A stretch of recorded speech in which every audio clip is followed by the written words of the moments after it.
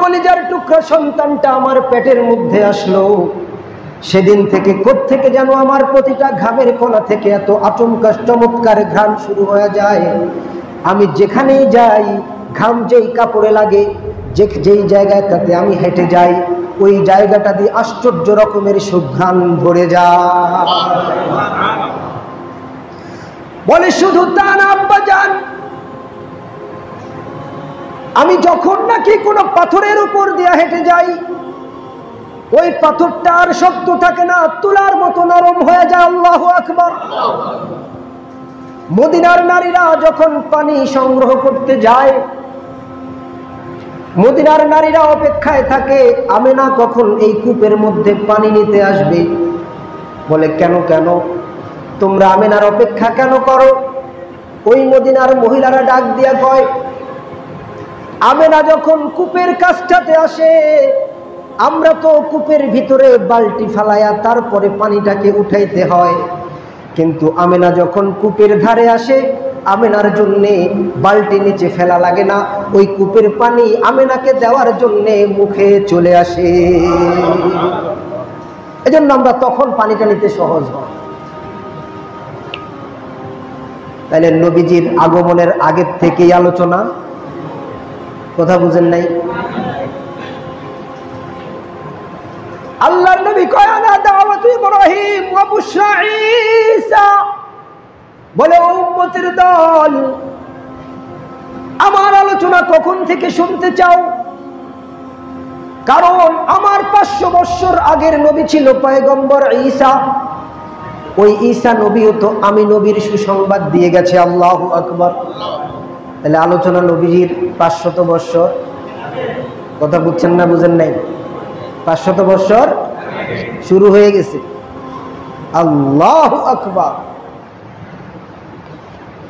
এখন যদি মনে করেন তাইলে বুঝি নবীজির আলোচনা 500 বছর আগের থেকে শুরু করা যায়, কয় না না, আল্লাহর নবী কয় আনা দাওয়াতু ইব্রাহিম, আনা দাওয়াতু আবি ইব্রাহিম, আমি আমার বাবা ইব্রাহিমের আলোচনা, ইব্রাহিমের দোয়া থেকে এসেছি। বাইতুল্লাহ যখন ইব্রাহিম নির্মাণ করলেন, ইব্রাহিম নবী দেখলেন আল্লাহর এত বড় ঘর, এত দামি ঘর, এত মর্যাদাপূর্ণ ঘর, এই ঘরের একজন যোগ্য মালিকের প্রয়োজন আছে না নাই? একজন যোগ্য মুতাওয়াল্লির প্রয়োজন আছে না নাই? ইব্রাহিম খলিলুল্লাহ চিন্তা করলেন, আমি আল্লাহর খলিল, তবে আল্লাহর ঘর যতটা দামি, আমার মতো খলিলের চেয়ে কাজ হবে না, আরো দামি লোকের প্রয়োজন। কি কয়? আরো দামি লোকের। এজন্য ইব্রাহিম মালিকের কাছে দোয়া করে, রব্বানা ওয়া বা'স ফীহিম রাসূলা, ওগো আল্লাহ, তাদের মধ্য থেকে, মানুষদের মধ্য থেকে এমন একজন রাসূল তুমি পাঠাও। কি কয়? রব্বানা ওয়া বা'স ফীহিম রাসূলা, তাদের মধ্য থেকে একজন রাসূল তুমি আল্লাহ পাঠাও, যে তোমার কিতাব তেলাওয়াত করবে, মানুষগুলোকে হিকমত শিক্ষা দিবে, মানুষগুলোকে তাজকিয়াতুন নফস শিক্ষা দিবে, এমন একজন রাসূল তুমি এই কাবার মুতাওয়াল্লি হিসাবে রাসূল বানায়া পাঠাও। তাহলে রাসূলের আলোচনা খালি কি 500 বছর আগে, নাকি হাজার হাজার বছর আগে? কথা কি বুঝতেছেন? রূহের জগতে হযরত আদম আলাইহিস সালাতু ওয়াস সালাম যখন জান্নাতে, আল্লাহ তাআলা একদিন কুদরতি কদমে হাতটা, আল্লাহ তাআলা আদম নবীর কুদরতি পিঠে কুদরতি হাতটা বুলায় দিলেন। কিয়ামত পর্যন্ত যত মানুষ ছিল, আছে, থাকবে, সমস্ত মানুষগুলো আল্লাহ পাকের কুদরতি হাতের মধ্যে, বুখারী শরীফে কয় পিপিলিকার লাইনের মতো চলে আসলো। আল্লাহু আকবার। সমস্ত মানুষের রূহ কার হাতে? আল্লাহর কুদরতি হাতে। এবার রব্বুল আলামিন জিজ্ঞাসা করে, আলাস্তু বিরাব্বিকুম, আমি কি তোমাদের প্রভু নই? বলেন না। এই উত্তরটা জানার জন্য তখন আমরা কোন ইউনিভার্সিটিতে পড়ছিলাম? কোন মাদ্রাসায় পড়ছিলাম? কথা মনে বুঝেন নাই? পড়ছে কেউ কখনো? কোন এলেম শিখছে? কোন জায়গায় তো পড়ি নাই। তাহলে আল্লাহ তো জিজ্ঞেস করছে, প্রশ্ন একটা, জবাব তো দেওয়া লাগবে। কি জবাব দিবে? আমরা সহ 100 লক্ষ পয়গম্বর তাকায় রয়েছে, কি জবাব দেওয়া যায় আল্লাহ জানে। কেউ জবাব দিতে সাহস করে না। ওই রুহের মধ্যে একটা জলমান পূর্ণ আলোকিত একটা রূহ ছিল, স্পেশাল, যে রূহটা ছিল আমার আপনার নবী মুহাম্মাদুর রাসূলুল্লাহ সাল্লাল্লাহু। ওই মুহাম্মাদুর রাসূলুল্লাহ সর্বপ্রথম জবাব দেয় বালা। 313 জন রাসূল একসাথে বলে বালা, তারপরে লক্ষাধিক পয়গম্বর বলে বালা, তারপরে দুনিয়ার সমস্ত মানুষ একসঙ্গে বলে বালা, অর্থাৎ অবশ্যই আল্লাহ আপনি আমাদের রব, আল্লাহু আকবার। তাহলে রূহে আজল থেকে নিয়ে রাসূলের আলোচনা শুরু। কোন থেকে? কথা বুঝছেন নি আসলে? তাহলে কোন থেকে রাসূলের আলোচনা শুরু করা? কোন থেকে শুরু করব বলেন? রবিউল আউয়াল থেকে, জন্মের থেকে? আবু বকর রাদিয়াল্লাহু আনহু ডাক দিয়া বলে, ইয়া রাসূলুল্লাহ, আপনি কখন নবী হইলেন? কে জিজ্ঞাসা করছে প্রশ্নটা? কথা বলেন, কে? যে কিনা জানে রাসূল নবুয়ত কখন পাইছে, রাসূলের শৈশবকাল দেখছে, যৌবনকাল দেখছে, হেরা গুহাতে গেছে, জানে হেরা গুহাতে কি কি ঘটনা ঘটছে এটাও জানে। আয়েশা তো বন্ধুর কাছে বলছে কি বলে নাই? ওই বন্ধু বলতেছে, রাসূল আপনি কখন নবী ছিলেন, কখন নবী হইলেন? আল্লাহর নবী তো প্রশ্নের ধরন বুঝছে, কি জানতে চায়। কথা বুঝেন নাই? আল্লাহর নবী কয়, কুনতু নাবিয়্যান ওয়াল আদমু বাইনাল মাই ওয়াত-তিন। বলে আমি মুহাম্মদ নবী তখনও ছিলাম, পয়গম্বর আমার বাবা আদম যখন মাটি এবং কাদার মধ্যে মিশ্রিত ছিল, তখনও খামিরাটাও বানায় নাই, তখনও আমি মুহাম্মদ নবী। আল্লাহু আকবার।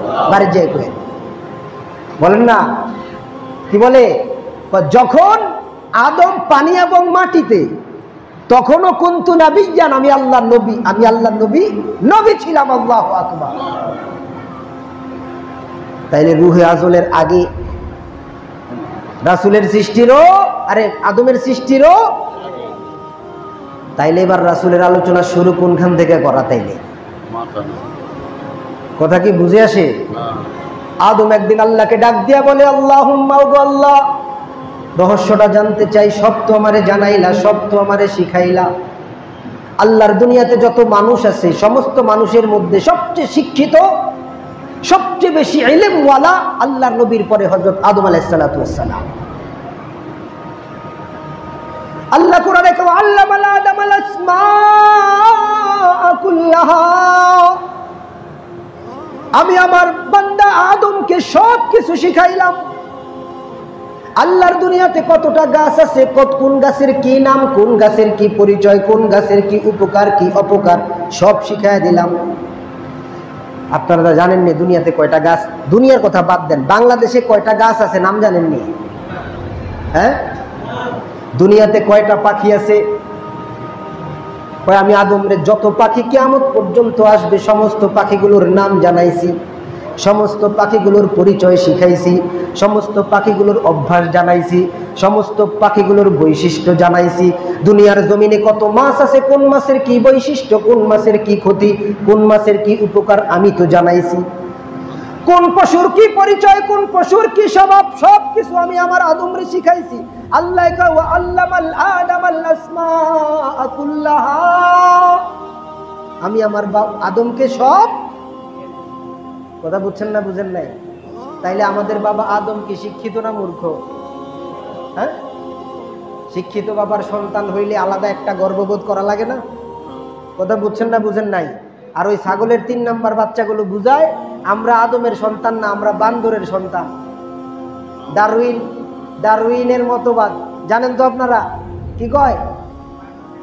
তো আমরা নাকি বান্দরের সন্তান। বান্দরামি করতে করতে যদি পড়ালেখা করে, ওরা নিজেরা বলে আমরা বান্দরের সন্তান। জোরে বলেন নাউজুবিল্লাহ। ওই আদম আল্লাহকে ডাক দিয়া বলে, ওগো আল্লাহ, সব রহস্য তুমি আমারে জানাইলা, শেখাইলা, তবে একটা রহস্য আমি বুঝতে কিন্তু পারি নাই। বলে কি বান্দা, কোনটা জানো না, বুঝো না?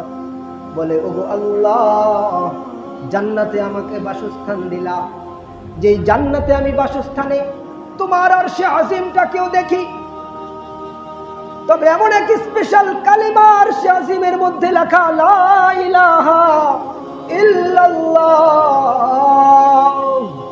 কয় কোথায় কোথায় লেখা দেখছো? আরশে আজিমের মধ্যে 1800টা পায়া আছে। কয়টা পায়া? আমগো চেয়ারে 4 পায়া। কয়টা? আরশে আজিমে কয়টা? প্রত্যেকটা পায়ার মধ্যে 1800টা ঝাড় রয়েছে, প্রত্যেকটা ঝাড়ের মধ্যে 1800 খুঁটি রয়েছে, প্রত্যেকটা খুঁটির মধ্যে আমি লেখা দেখি, লা ইলাহা ইল্লাল্লাহ মুহাম্মাদুর রাসূলুল্লাহ। ওগো আল্লাহ, লা ইলাহা ইল্লাল্লাহ, আমি তো তোমার পরিচয় জানলাম, তবে একটু বলে দাও মুহাম্মাদুর রাসূলুল্লাহ এই বান্দাটা আবার কে? মুহাম্মাদুর রাসূলুল্লাহ, তার পরিচয়টা আল্লাহ একটু দাও না। আর কোথায় দেখছো? জান্নাতের এত বাগান দেখলাম, প্রত্যেকটা বাগানের ঘর, প্রত্যেকটা বাগানের শুরুতে, প্রত্যেকটা বাগানের গেইটে গেইটে লেখা, লা ইলাহা ইল্লাল্লাহ মুহাম্মাদুর রাসূলুল্লাহ। আমার আল্লাহ কয়, বা বন্ধু আর কোথায় দেখছো? কয় আল্লাহ, জান্নাতের যতগুলো ফার্নিচার দেখলাম, যতগুলো খাট পালং দেখলাম, সমস্ত পালঙ্কের মধ্যে খোদাই করে লেখা, লা ইলাহা ইল্লাল্লাহ মুহাম্মাদুর রাসূলুল্লাহ। আল্লাহ কয়, বান্দা আর কোথায় দেখছো? কয় যতগুলো বর্তন দেখেছি, যতগুলো প্লেট বাটি দেখেছি, যতগুলো ফল দেখেছি, এমনকি ফলের মধ্যে, ফসলের মধ্যে পর্যন্ত খোদাই করে লেখা, লা ইলাহা ইল্লাল্লাহ মুহাম্মাদুর রাসূলুল্লাহ সাল্লাল্লাহু আলাইহি ওয়াসাল্লাম। আল্লাহ, এটার মানে কি? মুহাম্মদ কে? আল্লাহ তাআলা বলে, আদম হুয়া ইবনু, সে তোমারই একজন সন্তান, তবে এই উম্মতের সর্বশ্রেষ্ঠ সন্তান। কয় জানো নাকি, লাউলাহু লামা খালাকতুকা ইয়া আদম, কিন্তু ওই সন্তানটা আমার কাছে এত দামি, এই সন্তানটার মর্যাদা আমার কাছে এত বেশি। এই যে তামাম দুনিয়াটা দেখো, আমি আল্লাহ ওই বান্দার খুশির জন্যই তো বানাইছি। ওই মুহাম্মদরে যদি না বানাইতাম, আমি আল্লাহ জান্নাতও বানাইতাম না, জাহান্নাম বানাইতাম না, দুনিয়ার মানুষও বানাইতাম না। লাউলাহু লামা খালাকতুকা ইয়া আদম। তাইলে আল্লাহর নবীর আলোচনা কোত্থেকে শুরু করা যায়? কথা বুঝেননি? আল্লাহু আকবার। আসমানি ওহী নিয়ে আসে জিবরাইল। কে নিয়ে আসে? আলাইহিস সালাম। জিবরাইল আলাইহিস সালাম আদম আলাইহিস সালামের কাছেও আসছে। আল্লাহর নবী একদিন কয়, জিবরাইল, আল্লাহর নবীর সাথে জিবরাইলের কানেকশন, কথাবার্তা এত বেশি হইতো, বন্ধুর মতো। কিরকম? দুনিয়াতে মানুষ যেরকম বেশি বেশি থাকতো, জিবরাইল আল্লাহর নবীর সাথে এরকম। কোন নবীর কাছে জিবরাইল সারা জীবনে আসছে মাত্র একবার। কয়বার? কোন নবীর কাছে জিবরাইল আলাইহিস সালাম সারা জীবনে আসছে 2 বার, কোন নবীর কাছে সারা জীবনে আসছে 3 বার। খলিলুল্লাহ ইব্রাহিম, এত বড় নবী, যার কাছে জিবরাইল তামাম জীবনে আসছে 40 বার। কয়বার?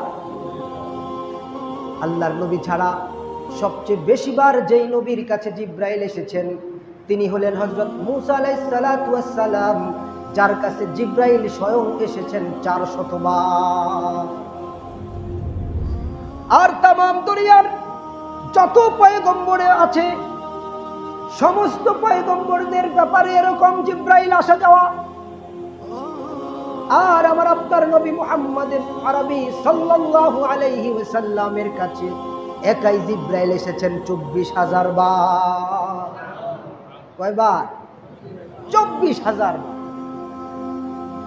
আল্লাহর নবী কয়, আর তো কোন নবী আসবে না, চাকরি তোমার শেষ জিবরাইল। কথা বলেন ঠিক না? জিবরাইলও চিন্তা করলো কয়দিন পরে এলপিআরে চলে যাব। সকালে একবার, বিকালে একবার, মন চাইলেই একবার আসে, খালি আসে, থাকতে চায় কার কাছে? কথা কি বুঝতেছেন? একদিন আল্লাহর নবী ডাক দিয়া বলে, জিব্রাইল, একটা কিছু জানতে মনে চাইতেছি। বলে কি? কয় যখন ইউসুফ কূপে পড়ল, তাকে হেফাজত করলে আল্লাহ তোমারে পাঠাইলো, মনে আসেনি? যখন ইব্রাহিম অগ্নিকুণ্ডে পড়ল, আল্লাহ তাআলা তোমারই তো পাঠাইলো। ইউনুস যখন মাছের পেটে, আল্লাহ তাআলা তোমারই তো পাঠাইলো। কথা বলেন ঠিক না? নূহ আলাইহিস সালাম যখন প্লাবনে, আল্লাহ তোমারই তো পাঠাইলো, নাকি আরেকজন রে? আদম আলাইহিস সালামকে যখন জমিনে পাঠাইলাম, আল্লাহ তোমারই তো পাঠাইলো।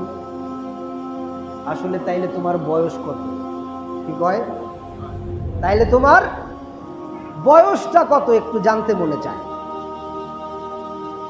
জিব্রাইল আলাইহিস সালাম ডাক দিয়ে বলে, ইয়া রাসূলুল্লাহ, আসলে হিসাব তো কখনো করে দেখি নাই, আর তখন তো ক্যালকুলেটরও নাই, এখনকার যুগের কম্পিউটার আর সুপার কম্পিউটারও নাই। কথা ঠিক না? তো উনি বলতেছে, ইয়া রাসূলুল্লাহ, আমার বয়সের হিসাব তো আমার জানা নাই, তবে একটা অনুমান দিতে পারি। কয় কিরকম? বলে আল্লাহর নবীর আরশকে কেন্দ্র করে একটা তারকা তাওয়াফ করত। এই তারকাটা ৭০,০০০ বছর পর্যন্ত টানা তাওয়াফ করত। কত বছর? ৭০,০০০ বছর টানা তাওয়াফ করত। ৭০,০০০ বছর তাওয়াফ শেষ হইলে আবার ৭০,০০০ বছরের জন্য নিভে যেত।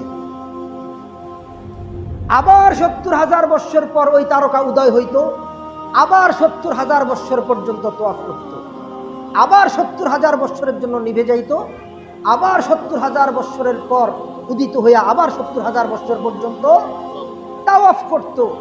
এই তারকাটাকে আমি ৭২,০০০ বার তাওয়াফ করতে আর নিতে দেখছি। সুবহানাল্লাহ।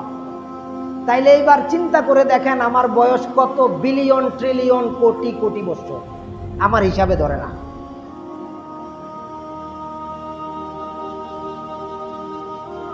এবার আল্লাহর নবী ডাক দিয়া বলে, জিব্রাইল, হাজার লক্ষ কোটি না ট্রিলিয়ন ট্রিলিয়ন কত বছর পর্যন্ত তোমার হায়াত, হিসাব করে পরে দেখা যাবে। তবে আরেকটা বিষয় তোমার কাছে জানতে চাই, এই যে তারকাটা ৭০,০০০ বছর পর্যন্ত আরশে আজিমকে ঘিরে তাওয়াফ করে, আবার ৭০,০০০ বছর নিভে থাকে, আবার ৭০,০০০ বছরের জন্য তাওয়াফ করতে থাকে, এই তারকাটার নাম জানো নাকি? বলে, আল্লাহু ওয়া রাসূলুহু আ'লাম, আল্লাহ এবং রাসূলই তার ভালো জানে, আমার জানা নাই। আল্লাহর নবী ডাক দিয়া বলে, জিব্রাইল, আল্লাহর নবী বিশ্ব জগৎকে বানানোর আগে, এত হাজার লক্ষ কোটি বছর আগে এই তারকাটা বানায়েছেন। এই তারকাটা দুনিয়ার আর কেউ নয়, আমি মুহাম্মাদুর রাসূলুল্লাহ। তাইলে রাসূলের জন্মের আলোচনা, রাসূলের আলোচনা কখন থেকে শুরু? কথা কি বুঝেননি? এইভাবে বলতে গেলে শেষ হবে।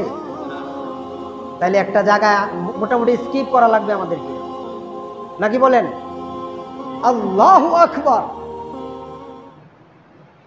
আল্লাহ তাআলা তার পেয়ারা হাবিব রে কতটা মুহাব্বত করেন, সুবহানাল্লাহ। পাঠাইছেন তো দুনিয়ার হাট। অনেকে বলতে পারেন, বালুর জায়গা মরুভূমিতে কেন তামাম দুনিয়ার শ্রেষ্ঠ নবীরে পাঠাইলেন? ভূস্বর্গ কাশ্মীরে পাঠাইতেন, সুইজারল্যান্ডের মতো সুন্দর একটা দেশে পাঠাইতেন। প্রশ্ন আসতে পারে না? আপনারা যদি গুগল ম্যাপ দেখেন, ম্যাপটাকে যদি তালাশ করেন, তাইলে দেখবেন জাজিরাতুল আরবটা যেখানে আছে, এটাকে ম্যাপে বলে দ্য হার্ট অফ আর্থ, পৃথিবীর হার্ট। হার্ট বুঝেন তো? মানুষের হার্ট থাকে না? পৃথিবীর হার্ট, পৃথিবীর মধ্যমণি। আল্লাহ তাআলা মধ্যমণিতে আল্লাহর সবচেয়ে প্যারা হাবিবকে পাঠাইছেন, সুবহানাল্লাহ। কেন এটা এত দামি? কারণ এই জাজিরাতুল আরবটা সরাসরি আরশে আজিমের বরাবর একটা জায়গায়। আল্লাহু আকবার, আল্লাহ। এই হাট থেকে, এই জাজিরাতুল আরব থেকে তামাম দুনিয়াতে দ্বীনের প্রচার নূরের প্রচার, হিদায়াতের প্রচার করবেন। এজন্য আল্লাহ তাআলা এটাকে দুনিয়ার হাট মধ্যমণিতে পাঠিয়েছেন, মধ্যমণিতে পাঠিয়েছেন। ভাই কথাগুলো বুঝে আসে? আল্লাহর নবী তার নবীজিকে সাজাইছেন কেমনি, শুনলে অবাক হয়ে যাবেন। আল্লাহর নবীজির অনেকগুলো নাম আছে না নাই? কথা বলেন না? সব দিক দিয়ে শ্রেষ্ঠত্ব দিয়েছেন। আল্লাহর নবী বলেন, আনা খায়রুকুম নাফসাও ওয়া আবা, আমি তোমাদের মধ্যে মানুষ হিসাবেও শ্রেষ্ঠ, বংশ বুনিয়াদ হিসাবেও শ্রেষ্ঠ। কি হিসাবে? বংশের দিক দিয়েও শ্রেষ্ঠ, মানুষ হিসাবেও শ্রেষ্ঠ বংশে আমাকে পাঠানো হয়েছে, শ্রেষ্ঠ মানুষ হিসেবে। আল্লাহ তাআলা তার হাবিবকে এত মুহাব্বত করেন, এত সম্মান দিয়েছেন। ওয়া রাফা'না লাকা যিকরাক, তাম দুনিয়ার মানুষ আল্লাহর নবীকে যদি সমালোচনাও করত, আমার আল্লাহ কয় ওয়া রাফা'না লাকা যিকরাক, আমি তোমার মর্যাদাকে শুধু বাড়াইতেই থাকবো। এজন্য কুরাইশিরা যখন নবীর নামে বদনাম করত, তখন চিন্তা করলো নাম কি? মুহাম্মদ। মুহাম্মদ অর্থ সবচেয়ে বেশি প্রশংসিত। সবচেয়ে বেশি প্রশংসিত লোকটা খারাপ, নামের লগে তো মিলে না, দেখে আসি লোকটা কিরকম খারাপ। আর দেখতে গিয়ে আল্লাহ তাআলা ঈমানের দৌলত নসিব করে দিতেন। আল্লাহর দুনিয়াতে সবচেয়ে দামি ভাষা কোনটা? কথা কন না? অনেকে কইতে চায় না, চিন্তা করে ইন্টারন্যাশনাল ভাষা তো ইংরেজি। কি বলেন, ঠিক নেই? আরে 2 হাত মাটির নিচে গেলে ইংরেজি ভাষার অস্তিত্ব থাকে না, এটা আবার কেমন ইন্টারন্যাশনাল? কথা বলেন, ঠিক না? 7 তবক জমিনের নিচেও আরবি, 7 তবক আসমানের উপরেও জান্নাতের ভাষা, আল্লাহর ভাষা। তাহলে ইন্টারন্যাশনাল ভাষা কোনটা? আরবির 29টা অক্ষর সাজাইছেন আল্লাহ তার নবীর নাম দিয়া। কার নাম দিয়া? কি দিয়া? আসলে আমি কি কোনো কঠিন আলোচনা করে ফেলি কিনা আমি বুঝি না। আলোচনা বুঝতেছেন? আল্লাহর নবী কার নাম দিয়া সাজাইছে?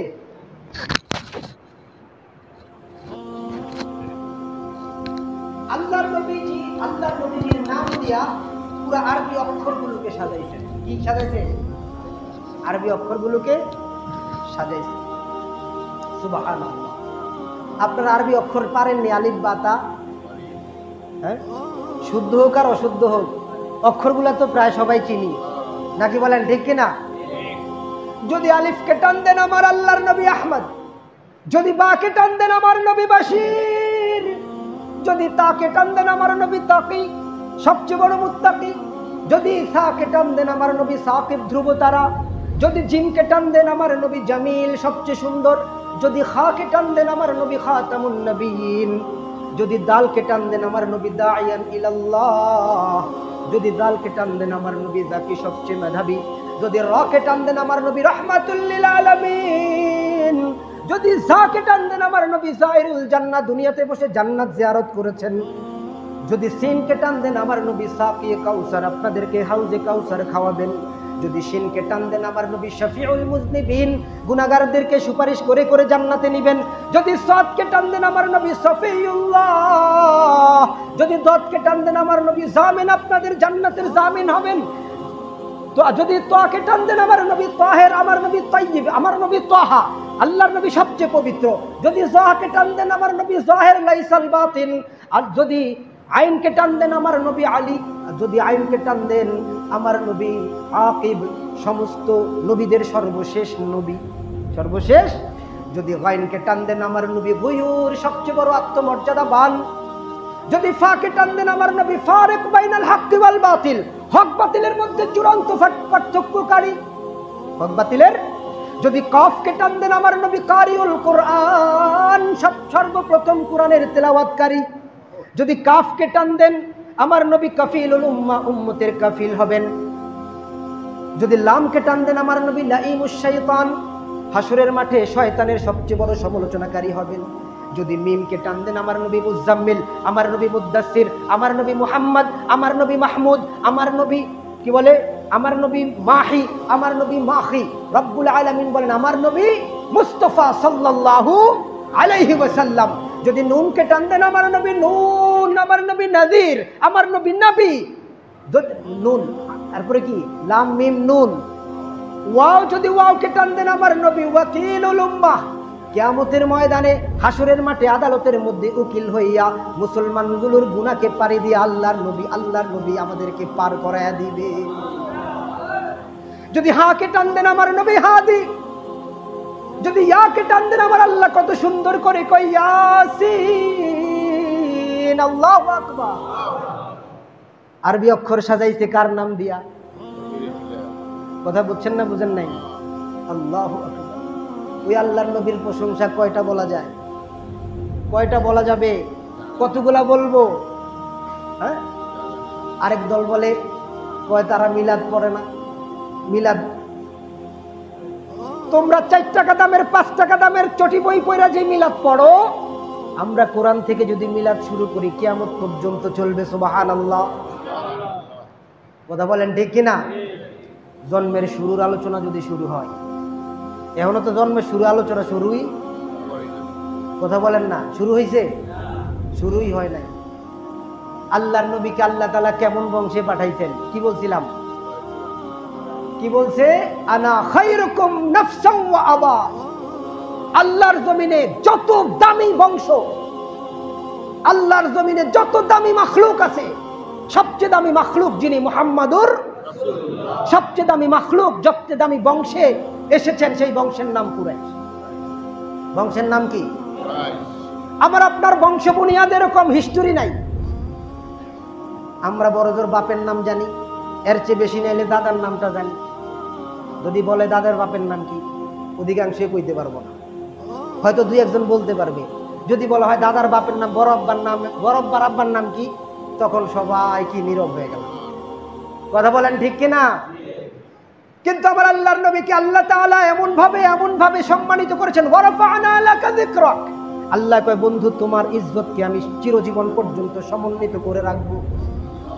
তোমার সমস্ত কিছুকে আমি এমন ভাবে নির্বাচিত, এমন ভাবে হেফাজত করে রাখবো, দুনিয়ার কোনো মানুষের হিস্ট্রিতে এমন ইতিহাস থাকবে না। থাকবে নাকি? ওনার বাবার নাম, দাদার নাম বলতে গেলে সময় লাগবে, বলবো।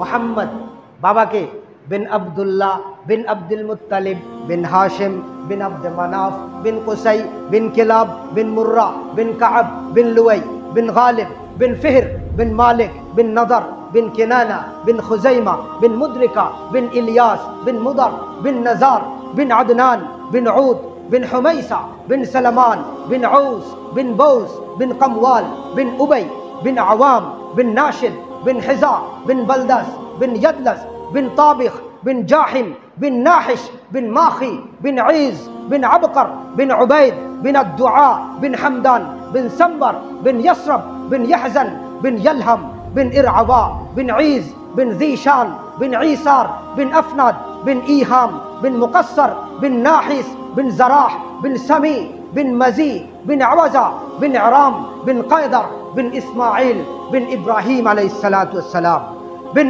আজার বিন নাহুর বিন সারু' বিন রাউ বিন ফালিখ বিন আবির বিন শালিখ বিন আরফাকশাজ বিন সাম বিন নূহ বিন লামিখ বিন মাতুশালিখ বিন ইদ্রিস আলাইহিস সালাম বিন ইয়ারিদ বিন মাহলাইল বিন কিনান বিন আনুশ বিন শীশ বিন আদম আলাইহিস সালাতু ওয়াস সালাম।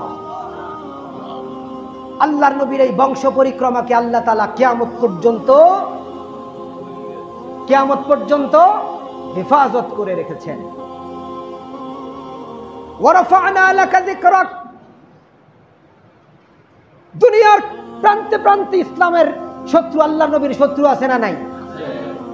তোমরা সকলে মিলে যতই লেখো, নবীর ইজ্জত বাড়বে না কমবে? ওই ফ্রান্সের প্রেসিডেন্ট ম্যাক্রো উল্টা পাল্টা বলছিল, কথা বলেন ঠিক না? আল্লাহ তাআলা তার বন্ধুর নামটাই রাখছে এরকম, মুহাম্মদ প্রশংসিত। নামটাই কি? প্রশংসিত, ঠিক কিনা?